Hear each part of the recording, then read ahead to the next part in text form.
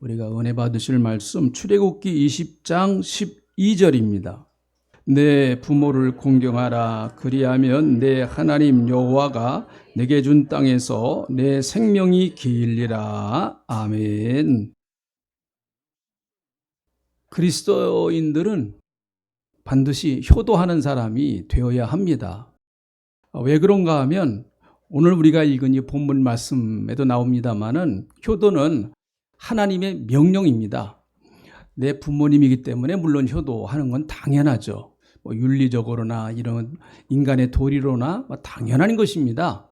그런데 우리는 그것을 뛰어넘어서 효도는 하나님의 말씀에 순종하는 것입니다. 십계명 중 제5계명, 오늘 우리가 읽은 이 본문 말씀, 내 부모를 공경하라. 그리하면 내 하나님 여호와가 내게 준 땅에서 내 생명이 길리라. 이렇게 말씀을 하고 계세요. 그런데 이 5계명은 1계명부터 4계명까지, 6계명부터 10계명까지 딱 중간에 있는 계명입니다. 1계명부터 4계명, 그리고 6계명부터 7계명을 관통해주는, 서로가 통해주는 그런 역할을 하는 계명이라고 볼 수가 있겠죠. 다시 말하면 1계명부터 4계명까지는 하나님을 어떻게 섬겨야 되느냐라고 하는 내용의 계명입니다. 여호와 하나님을 섬겨라. 우상 섬기지 마라. 어떤 형상을 만들어 놓지 마라. 여호와의 이름을 망령되이 여기지 마라. 안식일을 귀하게 지키라. 이게 1계명부터 4계명까지잖아요. 인간이 하나님 앞에 어떻게 삶을 살아갈 것인가, 하나님의 백성들이 어떻게 삶을 살아갈 것인가 라고 하는 그런 계명입니다. 6계명부터 보면 구원받은 사람이 사회에 나가서 어떻게 사회생활을 해야 될 것인가에 관한 계명이에요. 6계명 살인하지 말라, 7계명 간음하지 말라, 8계명 도둑질하지 말라, 9계명 내 이웃에 대하여 거짓 증거하지 말라, 그리고 10번째 계명 내 이웃의 집을 탐내지 말라. 자, 이것은 우리가 이 세상에 나가서 다른 사람과의 관계를 맺으면서 어떻게 그리스도인으로서 살아갈 것인가에 관한 계명인 것이죠. 그런데 어떻게 보면 이 5째 계명은 앞에 있는 4계명과 뒤에 있는 5가지의 계명을 서로 연결해주는 연결 역할을 하는 계명이라고도 볼 수가 있어요. 다시 말하면 하나님을 섬기는 사람들이 어디서부터 예수 믿는 사람의 삶의 모습을 보여줘야 되느냐라고 하는 것을 알려주는 순서라고 봅니다. 구원받은 사람들이 가장 먼저 내가 하나님을 섬기는 사람이다라고 하는 그 신앙의 출발점이 어디가 되어야 되느냐, 그것이 가정이 되어야 된다라고 하는 것이죠. 사회에 나가서 굉장한 일을 하는 것이 아니고, 사회에 나가서 내가 어떤 다른 사람을 잘 섬기는 것이 아니고, 우선은 가정에서 부모님을 잘 섬기고 가족들 간에 화목하면서 살아가는 것, 그것이 그리스도인의 가장 우선된 삶이다라고 하는 것을 이 계명을 통해서 보여주는 것이라고 봅니다. 다시 말하면 보이는 부모님을 섬겨야 보이지 아니하는 하나님을 섬길 수 있다라고 하는 얘기죠. 하나님은 보이지 아니하시는 분이니까 보이시지 아니하는 하나님을 섬긴다고 하는 것이 어떨 때 보면 굉장히 이게 말로 어떻게 표현하기가 어려운 것이라고 볼 수 있어요. 그런데 하나님께서는 하나님의 대리자로서 우리들에게 딱 주신 분이 계십니다. 그분이 바로 부모님이에요. 그래서 여러분, 하나님은 인간을 창조하실 때 아담과 하와만 창조하셨습니다. 그 외에는 창조하시지 않으셨어요. 어디 하나님이 다른 사람 또 창조하신 제2의 아담, 제3의 아담이 있습니까? 없습니다. 하와가 있습니까? 없어요. 그러면 나머지는 누구에게 맡겼느냐? 부모님에게 맡겼어요. 남자와 여자가 만나서 결혼을 해서 출산을 할 수 있는, 그렇게 해서 생명이 탄생할 수 있도록 하나님께서 그렇게 만들어 주셨단 말이죠. 부모, 하나님이 생명을 주시는 그 대리자로서의 역할을 하는 것이다. 얼마나 참 부모님의 역할이 큰지요. 그래서 보이는 부모님을 하나님 섬기듯 하라. 신앙의 출발은 그래서 가정에서부터 시작된다라고 하는 것이죠. 부모님의 권위를 인정하는 사람은 사회에 나가서도 학교에 가서도 선생님의 권위를 인정하고 그리고 사회에 나가서도 나보다 상급자의 권위를 인정할 줄 아는 사람이 된다라고 하는 것이죠. 그것이 가정부터 배워진다라는 것입니다. 여러분, 권위가 무너진 사회에는 존립할 수가 없습니다. 어떤 것이라도 권위가 있습니다. 분명히. 우리나라도 그 권위가 있어요. 분명히요. 교회도 마찬가지고 가정도 마찬가지예요. 이 권위가 다 해체되어 버리면은 너나 나나 다 똑같은 사람이다. 물론 맞는 얘기예요. 맞는 얘기입니다. 다 하나님 앞에서 똑같은 사람이죠. 그러나 하나님께서는 질서의 유지를 위하여 공동체의 질서를 유지하기 위해서 일정한 권위를 허락해 주셨어요. 그래서 가정은 누가 최고의 권위신가 하면 부모님이 최고의 권위십니다. 부모님이요. 하나님이 그렇게 질서로 세워놓으셨단 말이죠. 그래서 여러분, 자녀들은 어떻게 해서 복을 받는가? 자녀들은 어떻게 해서 복을 받는가 하면 부모님을 통해서 복을 받게 돼 있어요. 부모님을 통해서. 그래서 우리가 창세기를 보면 아브라함도 그렇고요. 이삭, 야곱 다 마찬가지입니다. 마지막 죽기 전에 자기 자녀들을 축복합니다. 여러분, 야곱과 에서가 왜 싸웠습니까? 뭐 때문에 싸웠습니까? 아버지의 그 축복을 받으려고 하는 그것 때문에 싸웠습니다. 부모에게는 굉장한 권한이 있다는 것이죠. 부모님은 자녀들을 축복할 수 있는 대단한 권한이 있습니다. 그래서 우리 동신에 속한 부모님들도 자녀들 자꾸 축복하세요. 할렐루야. 너 잘 된다. 속썩여도 잘 된다. 너 하나님 잘 믿으면 하나님이 널 도와주실 거야. 자꾸 그러면서 부모님의 입에서 자꾸 자녀들을 축복하는 축복을 선포해야 합니다. 왜 그런가 하면 그것이 하나님이 부모님들에게 주신 엄청난 권한이고 권위예요. 권위. 높은 사람이 낮은 사람을 축복하는 것입니다. 계급적으로 말하는 게 아니에요. 권위자가 여러분 권위자를 따르는 사람을 축복하는 거예요. 부모님이 자녀를 축복합니다. 물론 자녀도 부모님 잘 되길 위해서 기도하죠. 그거 당연한 것 아니겠습니까? 그러나 질서에서 하나님의 축복의 물이 흘러가는 그 흐름을 보면 자녀는 부모님을 통해서 복을 받는다라는 것이죠. 그래서 성경은 부모에게 불효하는 자식을 아주 엄격하게 징계합니다. 출애굽기 21장 15절에 있는 말씀을 보면 부모를 때리는 자, 부모를 치는 자는 반드시 죽이라. 한번 읽어볼까요? 출애굽기 21장 15절에 있는 말씀. 자, 나왔죠? 같이 읽어봅니다. 시작. 자기 아버지나 어머니를 치는 자는 반드시 죽일지니라. 네, 자기 어머니나 아버지를 치는 자는 반드시 죽여라. 사람이 아니다라는 거죠. 사람 노릇 못한다라는 얘기입니다. 그런데 참 안타까운 것은 이건 이미 다 통계적으로 나온 얘기니까요. 부모를 구타하는 주범은 자식입니다. 자식. 아들일까요? 딸일까요? 물론 아들이겠죠.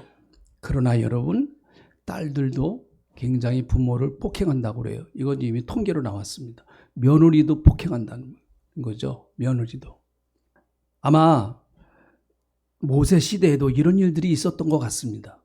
모세 시대에도. 그러니까 하나님께서 아주 율법의 계명으로서 이렇게 엄한 계명을 주신 것이라고 봅니다. 또 출애굽기 21장 17절에 있는 말씀을 보면 이런 말씀도 있습니다. 다 같이 말씀도 읽어보실까요? 시작. 자기의 아버지나 어머니를 저주하는 자는 반드시 죽일지니라. 부모를 저주하는 자식 죽여버리라는 것이죠. 참 무서운 얘기죠. 율법이 참 무섭습니다. 부모를 저주한다는 얘기는 무슨 말일까요? 이 요즘으로 말하면 언어폭력이에요. 언어폭력. 자식들이 부모님께 함부로 말하는 것들, 이거 참 상당히 조심해야 됩니다. 사실 가족들 간에 제일 상처를 많이 받을 수가 있어요. 말 때문에 상처를 많이 받을 수가 있습니다. 자녀들이 부모님께 나에게 해준 거 뭐가 있어서 그렇게 큰 소리를 치세요, 나한테. 이런 말을 듣는 부모의 마음은 어떨까요? 물론 이렇게 말하는 사람들은 극소수겠죠. 자기 부모에게 이렇게 말하는 사람들은 극소수일 것입니다. 여러분, 우리가 부모님께는 항상 좀 겸손하게, 그리고 또 부드러운 말을 쓰세요. 부모님께는 좀 부드러운 말을. 부모님께. 근데 제일 만만한 사람이 사실은 또 부모님이거든요. 그래서 부모님께 막 스트레스 풀고 그러는 사람들이 간혹 있습니다. 잠언 20장 20절에 있는 말씀을 보면 또 이런 말씀도 있습니다. 이 말씀도 같이 읽어볼까요? 시작. 자기의 아비나 어미를 저주하는 자는 그의 등불이 흑암 중에 꺼짐을 당하리라. 여러분, 자기 어머니나 아비를 저주하는 자, 그 사람은 등불이 흑암 중에 꺼질 것이다. 가장 등불이 필요할 때가 언제입니까? 캄캄한 흑암 중이 아니겠습니까? 그런데 그때에 꺼진다는 거예요. 등불이요. 그때에. 다시 말하면 절대적으로 등불이 필요한 그때, 무엇인가 내게 절대적으로 필요한 그때에 그 도움을 받을 수 있는 모든 길을 다 하나님이 끊어버리신다라고 하는, 참 어떻게 보면 이 가슴 섬찟한 얘기라고 볼 수 있습니다. 그 등불이 꺼져버린다라는 것이죠. 하나님이 막으신다는 거예요. 그래서 결국은 불효자는 사람이 심판을 하지 않으면 하나님이 심판하십니다. 하나님이. 그래서 참 무서운 거예요. 또 그뿐만 아니라 잠언 28장 24절에 있는 말씀을 보면, 자, 한번 읽어볼까요? 잠언 28장 24절에 있는 말씀, 이 말씀도 읽어봅니다. 시작. 부모의 물건을 도둑질하고 서도 죄가 아니라 하는 자는 멸망받게 하는 자의 동륜이라. 부모의 물건을 소중히 여기지 않는 자식, 부모의 물건을 소중히 여기라고 하는 얘기예요. 부모의 물건을 도둑질하고 나서도 난 잘못한 게 없다, 이렇게 말하는 자는 멸망받게 된다. 그래서 여러분, 부모님 댁에 가셔서 뭐 하나 가지고 오실 때도 이제 분명히 부모님께 얘기하십시오. 엄마, 나 이거 갖고 갈래? 특별히 따님들 보고 뭐라 그래요? 예쁜 도도. 또 허가받은 도둑들, 이거 허가받았어요. 이 말씀은 뭘 말할까요? 감사하는 마음으로, 부모님이 어떤 걸 주시더라도 감사한 마음으로 가져오라고 하는 것이죠. 당연하게 생각하지 말고 부모님은 내게 당연히 하는 거다, 너무 그렇게만 생각하지 말라는 거예요. 무엇을 주시더라도 그게 좀 내 마음에 안 들 수도 있고 그런 것들이 있어요. 이런 것 나 앞으로 주지 마요. 그러지 마시고 일단은 받으세요. 일단은. 부모님이 뭐라고 그러시면은 이거 꼭 하셔야 됩니다. 이거 꼭 하셔야 돼요. 부모님이 뭐라고 그러시면요, 그 얘기가 틀렸어도요, 일단은 네 하세요. 네. 틀렸어도. 그리고 나서 조금 있다가 부모님께 바른 걸 가르쳐 드리는 건 당연히 좋은 겁니다. 그런데 부모님이 뭐 좀 잘못 얘기할 수도 있잖아요. 요즘 정보는 다 젊은 사람들이 다 정보가 빠르니까. 네, 정보가 얼마나 빠릅니까, 여러분? 부모님들은 사실은 정보에 늦거든요. 그러니까 무엇을 얘기하더라도 좀 잘못될 수 있습니다. 그럼에도 불구하고 예, 알았습니다, 그렇게 대답하세요. 그리고 나서 조금 지나서 좀 한 템포 죽였다가, 근데 엄마, 아빠, 또는 어머니, 아버님, 요건 이렇습니다 라고 그렇게 말씀을 정중하게 드려야 됩니다. 어렵죠? 네, 어려워요. 그러니까 제가 말씀을 드리는 거예요. 어려우니까 말씀을 드리는 겁니다. 일단은 예 하십시오. 예, 알았습니다. 그리고 나서 여러분 얼마든지 나중에라도 얘기할 수가 있어요. 엄마는 그러지 마시라고요. 그러지 마시라고. 네, 절대. 또 그렇게 큰 소리로 주의하시면 젊은 사람들이 또 설교 또 못 듣네요. 네. 오늘 뭐 어쩔 수 없어요. 그 젊은 분들은 좀 오늘 야단 맞는다 그런 시간은 가지고, 우리 저도 마찬가지예요. 저도 뭐 부모님께 저도 잘 효도 못합니다. 다 저도 저에게 하는 얘기로 또 하나님 말씀을 듣고 그렇게 하는 것이죠. 자, 효도하는 자에게는 하나님께서 적극적으로 복을 주신다는 약속을 주셨습니다. 오늘 이 본문 말씀을 보면 내 부모를 공경하라. 그리하면 내 하나님 여호와께서 내게 준 땅에서 내 생명이 길리라. 이렇게 말씀하셨어요. 자, 십계명 중에서 계명을 말하고 그 뒤에 어떤 약속을 준 계명이 몇 가지 안 됩니다. 특별히 인간관계에서의 계명은 그냥 명령으로 끝납니다. 약속을 준 것이 절대로 없습니다. 살인하지 말라. 그리하면 집을 주리라. 간음하지 말라. 그러면 돈 1,000,000원을 주리라. 도둑질하지 말라. 자동차 한 대 사주리라. 뭐 이런 거 없단 말이죠. 이런 약속 없단 말이에요. 없죠. 여기 뒤에 약속, 뒤에 축복이 없어요. 이런 말씀 지켰다고 해서 하나님이 약속의 축복을 주신 것이 없습니다. 그런데 유독 내 부모를 공경하라. 그리하면 내 하나님 여호와가 내게 준 땅에서 내 생명이 길리라. 이렇게 말씀하셨어요. 목사님, 요즘 오래 사는 거 축복 아니에요? 이렇게 말할 수도 있는데, 여러분, 그 당시에는, 이 말씀이 쓰여졌던 당시에는 인간의 수명이 굉장히 짧았습니다. 한 50년 살면은 잘 사는 그 당시의 인간의 수명이었습니다.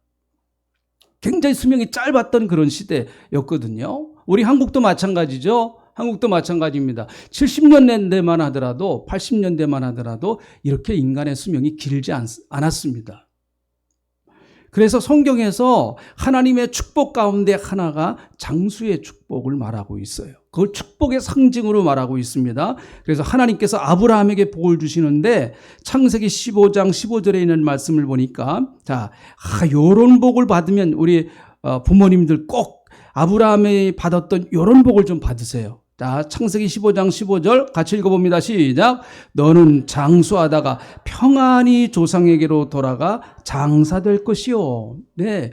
이게 아브라함에게 주신 축복이고, 너는 장수하다가 평안히 조상에게로 돌아갈 것이다. 조상에게로 돌아간다는 얘기는 죽는다는 얘기란 말이죠. 평안히 돌아갈 것이다. 노년이 어떻다는 거예요?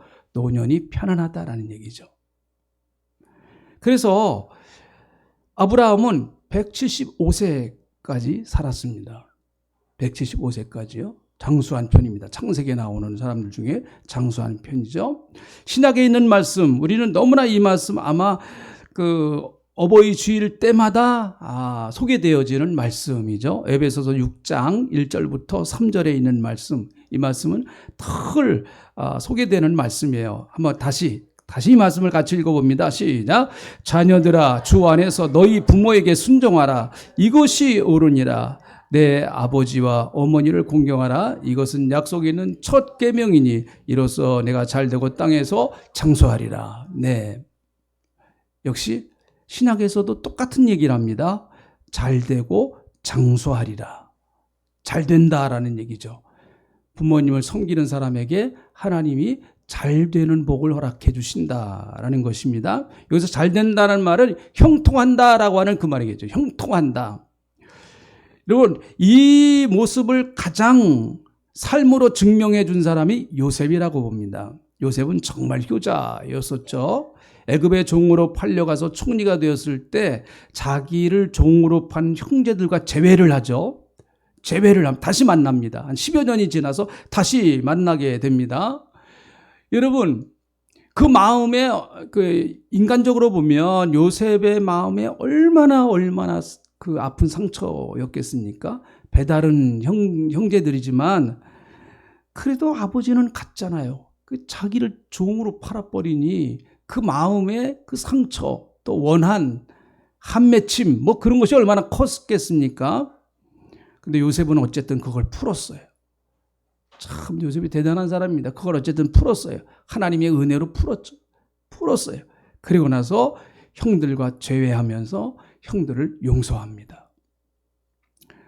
그리고 나서 아버지를 걱정하고 아버지를 애굽으로 모시고 와서 극진히 대접하고 죽을 때까지 아버님이 돌아가실 때까지 잘 아버지를 이제 모시죠.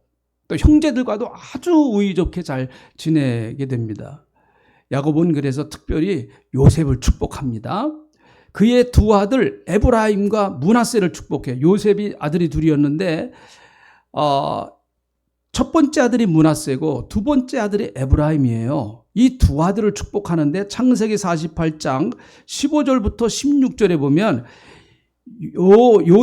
야곱이 죽기 전에 요셉을 특별히 더 축복하는데 그 축복하는 내용이에요. 이게 축복하는 내용입니다.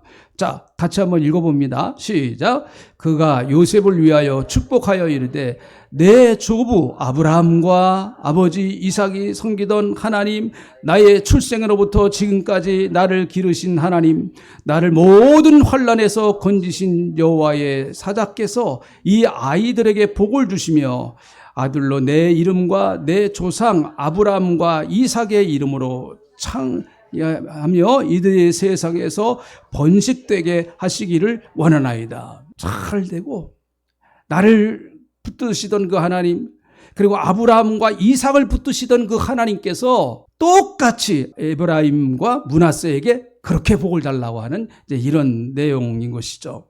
그래서 여러분, 이 복을 빌어줬으니까 이 축복이 이루어져야 되잖아요. 야곱이 빌어준 축복대로 요셉의 두 아들은 가나안 땅에 들어가서 땅을 분배받는데요. 12지파가 땅을 분배받습니다. 자, 레위 지파는 빠져요. 레위 지파는 제사장 지파가 돼서, 그래서 요셉의 이름이 빠져나가고 두 아들이 거기에 들어갑니다. 그래서 12지파가 되는 거예요. 자, 그러면서 땅을 분배를 받는데 12지파 중에서 이 두 지파가 합하면 질 땅이 크겠죠. 에브라임과 므낫세가 받은 땅을 합치면, 특별히 므낫세가 받은 땅은 굉장히 넓습니다. 참 넓어요. 결국은 여러분, 야곱이 요셉을 축복한 그 축복대로 시간이 많이 흘러갔지만 하나님은 그것을 잊어버리시지 아니하고 그의 자손들에게 그렇게 복을 주셨다라고 하는 얘기죠. 그러므로 여러분, 여기 부모님들도 계신데 자꾸 아까 말씀드린 것처럼 부모님들이 자녀들을 자꾸 축복을 해주세요. 그 축복을 예수 이름으로 빌어주는 그 축복을 이루어 주시는 분은 하나님이세요. 여러분이 이루는 것이 아닙니다. 하나님께서 이루어 주시는 거거든요. 그래서 좀 자식이 마음에 안 들어도 자꾸 그래도 축복해 주세요. 속색에도 그래도 축복해 주시고, 성경에서 부모님께 효도에서 제일 복을 받은 사람이 누구일 것 같습니까? 성경에서 부모에게 효도해서 제일 복 받은 사람 누구일 것 같습니까? 저는 룻이라고 봐요. 룻기의 주인공인 룻이라고 봅니다. 이 이야기는 이렇습니다. 유대 땅 베들레헴에는 나오미라고 하는 한 여인이 살고 있었습니다. 그의 남편은 엘리멜렉이에요. 아들이 2명 있었습니다. 말론과 기럨. 그렇게 여러분 두 아들과 함께 자기 남편과 함께 행복한 가정을 이루면서 행복하게 살아갔습니다. 그런데 유대 땅에 큰 흉년이 들었습니다. 이거 정말 여기서 그대로 있다가는 굶어 죽을 것 같아요. 그래서 이방 나라인 모압 땅으로 이사를 가게 됩니다. 그런데 안타까운 것은 이사 가서 얼마 안 있어서 남편이 죽습니다. 근데 나오미가 과부가 되죠. 얼마나 마음이 아팠겠어요. 그래서 두 아들을 모압 여인들과 결혼을 시킵니다. 첫째 말론의 아내는 오르바이고요. 둘째 기럨의 아내의 이름은 룻이었습니다. 그런데 안타깝게도 두 아들마저 죽고 맙니다. 두 아들 다 자식이 없어요. 자식을 낳지 못하고 그냥 죽어버렸습니다. 자, 두 며느리는 아이를 낳지 못했어요. 3명의 청상 과부가 한 가정에서 여자 셋 전부 다 과부예요. 과부 셋이 모여 사는 이런 집안이 되어버렸습니다. 나오미는 더 이상 그곳에 아무 미련도 없었고, 거기 가서 자기 남편 죽었죠. 두 아들 죽었죠. 그곳에 도대체 무슨 미련이 있겠어요. 그래서 나는 다시 내 고향 베들레헴으로 돌아가겠다, 이렇게 이야기를 합니다. 그러면서 자기를 따라 나서는 젊은 두 며느리에게 이런 얘기를 해요. 나를 따라오지 말라. 나를 따라오지 말아라. 너희들이 만약 나를 따라오면 내가 이방 땅에 와가지고 겪었던 그 어려움, 그런 걸 너희가 그대로 베들레헴에 와서 겪으니까 나는 너희들 그렇게 하고 싶지 않다. 그리고 모압 땅에 살면서 좋은 사람 만나서 재혼해라. 너희들 아주 나이가 어리니까 얼마든지 좋은 사람 만날 수 있으니까 좋은 사람 만나서 행복한 가정 꾸려라. 괜찮은 시어머니죠? 이 정도는 굉장히 열려있는 시어머니입니다. 결국 여러분, 첫째 며느리 오르바는 그 말을 듣고 돌아갑니다.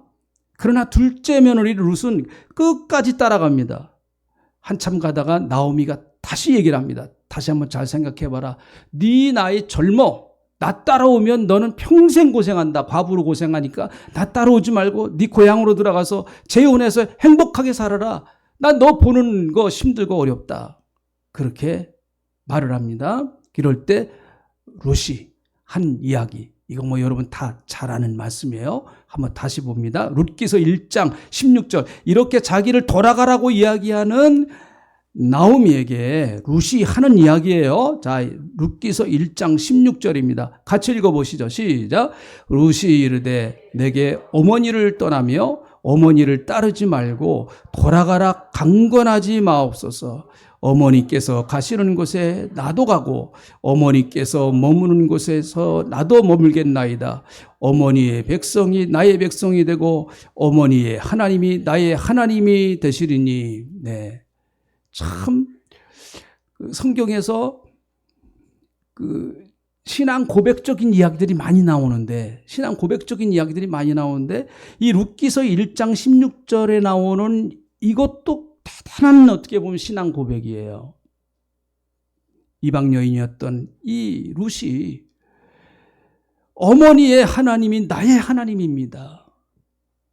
나는 결국은 룻이 나오미를 따라오게 된 것은 나오미가 불쌍해서도 따라왔을지 모르지만 효도하는 마음을 갖고 따라왔을지 모르지만 나오미가 섬겼던 그 하나님이 자기가 볼 땐 진짜예요.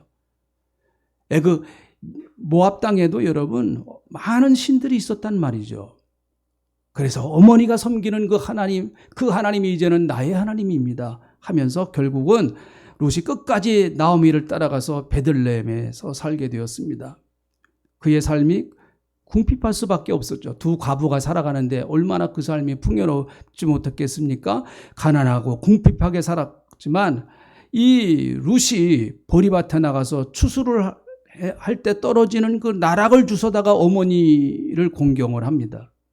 그런데 그때 어느 날 베들레헴에서 부자인 그 밭의 주인인 보아스가 우연히 왔다가 룻을 보게 됩니다. 한눈에 그냥 확 들어왔어요. 룻이 한눈에. 그래서 보아스는 왠지 모르게 룻에 끌리게 되었습니다. 그리고 그에 대하여 자세히 좀 알아보았습니다. 룻이 성실한 여인이고 또 그의 시어머니에게 효도하는 효성이 깊은 여인이라고 하는 것을 알게 되었습니다. 그리고 먼 친척이 되어 보니까 그래서 결국은 보아스는 룻의 이런 모습이 좋아서 결혼을 합니다. 결국 그곳에서 그 지방의 최고의 갑부요 부자인 보아스를 만나 결혼해서 행복하게 살았답니다. 그런데 여러분 가만히 보세요. 롯은 그렇게 평범하게 살았어요. 그냥 자기 시어머니 잘 섬기는 마음으로 그 마음 하나 가지고 그렇게 평범하게 한 여인으로서 그냥 살아갔습니다. 그리고 죽었어요. 자, 그런데 성경은 무엇이라고 말하는가 하면, 자, 성경은 룻기의 마지막은 다윗의 족보 이야기로 끝납니다. 다윗이 어떻게 태어났는지를 소개하면서 끝이 나요. 룻기서 마지막은요. 룻기서 4장 21절부터 22절에 있는 말씀을 한번 봅니다. 자, 이 말씀, 이게 룻기서 마지막이에요. 룻기서 4장 21절부터 22절 같이 읽어봅니다. 시작. 룻과 보아스 사이에 오벳을 낳고 오벳은 이새를 낳고 이새는 다윗을 낳았다. 보아스가 오벳을 낳습니다. 룻과 보아스 사이에서 오벳이 태어나고 그 오벳이 이새를 낳고 이새는 다윗을 낳습니다. 자, 그렇다고 보면 이방 여인인 룻이 이스라엘 나라의 왕족의 가문의 조상이 돼요. 룻은 여러분 그런 마음이 절대 없었습니다. 그렇게 될 것이라고 생각도 못했습니다. 자기는 그냥 시어머니 나오미를 열심히 섬긴 것밖에 없었습니다. 이게 단순히 우연한 사건일까요? 다윗의 고조 할머니가 돼요. 다윗의 고조 할머니. 다윗이 누굽니까, 여러분? 다윗이. 예수 믿지 않는 사람들도 다윗을 알아요. 다윗과 골리앗. 그 예수 믿지 않는 사람들도 알더라고요, 보니까. 결국 마태복음 1장에서 예수님의 족보에 룻이 들어가는 축복을 받습니다. 자, 마태복음 1장 5절부터 6절에 있는 말씀. 자, 한번 같이 읽어봅니다. 마태복음 1장 5절부터 6절. 같이 읽어봅니다. 시작. 살몬은 라합에게서 보아스를 낳고, 보아스는 룻에게서 오벳을 낳고, 오벳은 이새를 낳고, 이새는 다윗 왕을 낳으니라. 네. 예수님의 그 영광스러운 족보에 그 이름이 올라가서 지금까지 우리에게 룻이라고 하는 여인이 전해지고 있습니다. 그리스도인들은 예수님이 십자가에서 어머니를 끝까지 생각하시면서 자기의 제자 사도 요한에게 부탁했던 것처럼 우리는 예수님을 따라가는 사람이기 때문에 당연히 효도해야 됩니다. 효도하여서 하나님이 주시는 그 약속의 축복을 우리가 받아야 되겠죠. 그건 하나님이 약속해 주신 것이니까.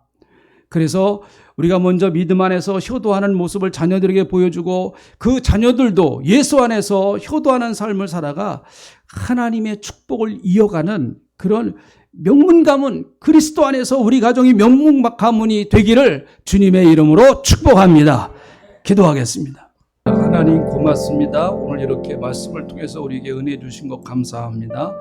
우리에게 은혜로 주신 부모님들 남은 생에 건강하게 하시고 마음에 늘 평강과 또 어려움이 있을 때 위로해 주시고 주님 임마누엘로 꼭 함께 해 주시옵소서. 감사합니다. 예수님의 이름으로 기도하옵나이다.